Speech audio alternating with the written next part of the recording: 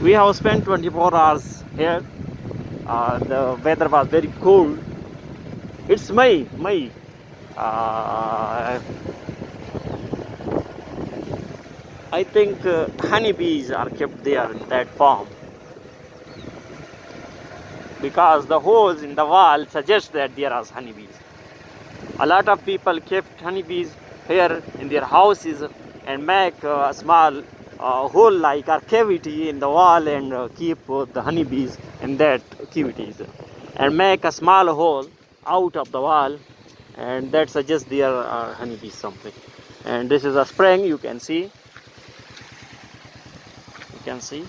this is a spring, and we are at almost 4,000 feet height from the sea level,